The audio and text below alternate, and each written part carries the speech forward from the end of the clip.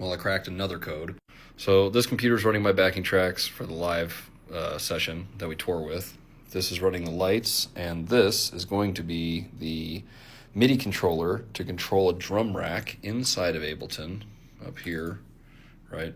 That has all of the samples that I want to play live from the drum set. I use a real kit live. I don't play the electronic kit live. I play a real drum set with this on the side.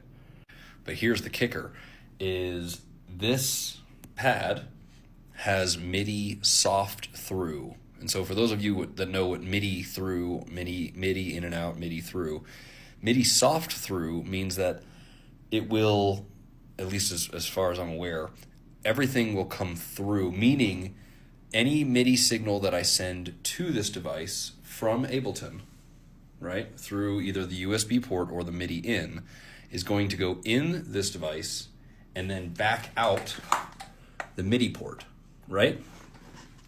Soft through means not only will the information that comes into it go out of it, but any information that is created from it will also go out of that MIDI out port. And in my case, I'm using it to control the lights. And so this computer has a Mio iConnectivity MIDI interface that's connected into the MIDI out port here, and the USB port here is plugged into this computer. So all the MIDI information that's coming from the Ableton session is going into here through the USB. All that same MIDI, plus any MIDI that I play when I play these pads, is going out the MIDI port and into the MacBook Air. What's so nice about that is normally when I tour, I have to send a large amount of cables from the playback rig to my drum set.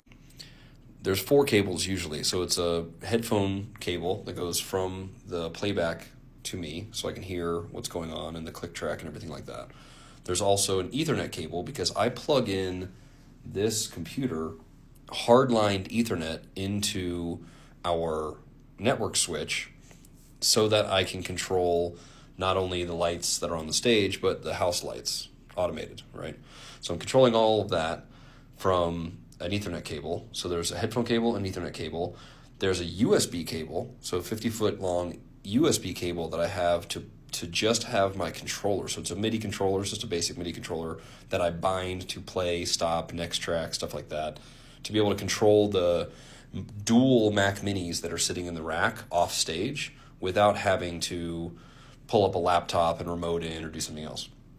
And then the 4th cable I have is a MIDI cable that goes from the playback to this MacBook Air, this MacBook Air, to control the lights. So the MIDI signals that are coming out of the playback, which is in here, all of those MIDI signals are going to be going into this computer through a MIDI cable.